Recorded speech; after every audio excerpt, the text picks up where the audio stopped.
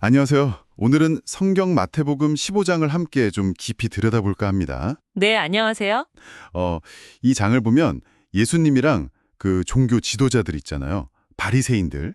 이들이랑 상당히 날선 대립이 보이고요. 네, 그렇죠. 또 그 이방 여인의 믿음 이야기도 아주 인상 깊고 마지막엔 기적 이야기도 나오죠. 맞아요. 특히 그 무엇이 사람을 진짜 더럽히는가? 이 질문이 아주 핵심적이죠. 네, 맞습니다. 자, 그럼 바로 한번 시작해 볼까요? 좋습니다. 이야기가 예루살렘에서 온 바리새인과 서기관들이 예수님 제자들이 손을 안 씻고 밥 먹는 거 그걸로 시비를 걸면서 시작하죠. 네, 소위 장로들의 전통이라는 거죠. 그걸 왜 어기냐? 이렇게요. 그렇죠. 어째서 당신 제자들은 장로들의 전통을 어깁니까? 딱 이렇게 묻잖아요. 여기서 예수님 반응이 아주 날카롭습니다. 바로 그럼 당신들은 왜 당신들 전통 때문에 하나님의 계명을 어기냐? 이렇게 되물으시죠. 아, 바로 반격을 하시는군요. 네, 그러면서 이제 부모 공경 계명을 딱 예로 드세요. 당시 하나님께 드리기로 했다. 뭐 고르반이랑 비슷한 건데 말만 그렇게 하고 실제로는 부모님 봉양을 책임을 피해가려는 그런 꼼수들. 아, 그럼 위선적인 관습이 있었군요. 네, 그걸 정확히 지적하신 거예요. 그러니까 사람이 만든 규칙 때문에 오히려 더 중요한 하나님의 말씀을 그냥 무시해버리는 그런 상황인 거죠. 그러면서 이사야 예언자 말까지 인용하시잖아요. 이 백성이 입술로는 나를 공경하는데 마음은 멀리 떠나 있다. 맞아요. 그게 진짜 핵심이죠. 겉으로 보이는 어떤 형식, 뭐 손 씻고 안 씻고 이런 게 아니라 마음의 중심, 그 진심이 중요하다는 걸 아주 강하게 말씀하시는 거죠. 네네. 그리고 한 발 더 나아가서 진짜 더러움이 뭐냐 그 근원을 딱 짚어주시는데 입으로 들어가는 거 뭐 예를 들어 씻지 않은 손으로 먹는 그런 음식이 아니라 음식이 아니라. 오히려 마음에서 나오는 것들 뭐 악한 생각이라든지 살인, 간음, 도둑질, 거짓 증언, 비방 이런 것들이야말로 사람을 진짜 더럽힌다 이렇게 명확하게 선을 그어주십니다. 아, 그러니까 외적인 정결함보다 내면의 상태가 훨씬 중요하다는 거네요. 바로 그거죠. 이게 오늘날 우리에게도 또 여러분에게도 생각할 거리를 많이 던져주는 것 같아요. 내 안의 동기, 마음 상태, 그 순수함이 사실은 본질이라는 말씀이죠. 그렇군요. 그 다음에 이제 장소가 바뀌어서 두로와 시돈, 그 이방 지역으로 가시잖아요. 네, 맞습니다. 거기서 그 가나안 여인이 나타나서 주, 다윗의 자손이여 저를 불쌍히 여겨 주십시오. 제 딸이 귀신 들렸습니다 하고 막 외치죠. 네.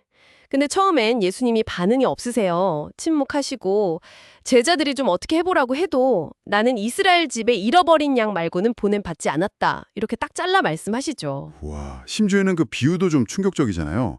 자녀들 빵을 집어서 개들한테 던져주는 건 옳지 않다. 그렇죠. 당시 유대인이 이방인을 어떻게 생각했는지 그 간극을 보여주는 표현인데 듣기에 따라서는 정말 냉정하게 들릴 수 있죠. 맞아요. 정말 매정하게 들릴 수도 있는데. 근데 이 여인이 정말 대단한 게 거기서 물러서질 않아요. 네, 안 물러서죠. 주님, 맞습니다. 그렇지만 개들도 주인의 상에서 떨어지는 부스러기는 먹지 않습니까? 이렇게 받아치잖아요. 와, 이건 정말이지 어떻게 이런 말을 할 수 있을까요? 겸손하면서도 지혜롭고 또 끈질기고 바로 그 순간이죠. 예수님 태도가 확 바뀌시잖아요.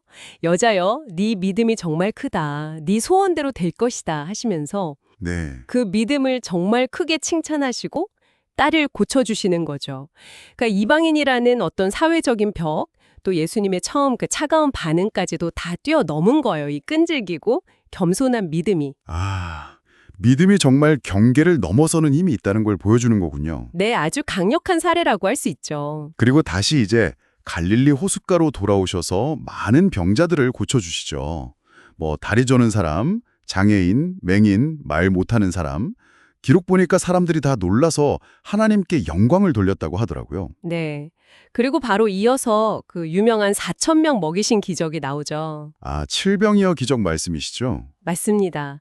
사흘 동안이나 같이 있었던 그 많은 무리들, 굶주린 걸 보시고 예수님이 깊이 불쌍히 여기셔서 빵 7개랑 작은 물고기 몇 마리로 네, 그걸로 그 많은 사람들을 네, 남자 어른만 4,000명이었으니까 여자랑 아이들까지 하면 훨씬 많았겠죠. 그들을 다 배불리 먹이시고도 남은 조각이 7광줄이나 되었다는 거. 예수님의 그 끝없는 자비와 능력을 또 한번 보여주는 거죠. 정말 놀라운 이야기들의 연속이네요. 네. 자, 그럼 이제 마태복음 15장을 쭉 살펴봤는데 여기서 우리가 좀 붙잡아야 할 핵심 몇 가지를 정리해 볼 수 있을 것 같아요. 네, 어떤 점들이 있을까요? 첫째는 사람이 만든 규칙이나 전통이 있잖아요. 이게 때로는 하나님의 근본적인 뜻, 그 계명보다 더 중요하게 여겨질 수 있다는 거. 이걸 경계해야 한다는 거죠. 아, 우리 현실 속에서도 그럴 수 있겠네요. 네, 우리 신앙 공동체나 조직 문화 속에서도 혹시 그런 건 없는지 돌아볼 필요가 있고요.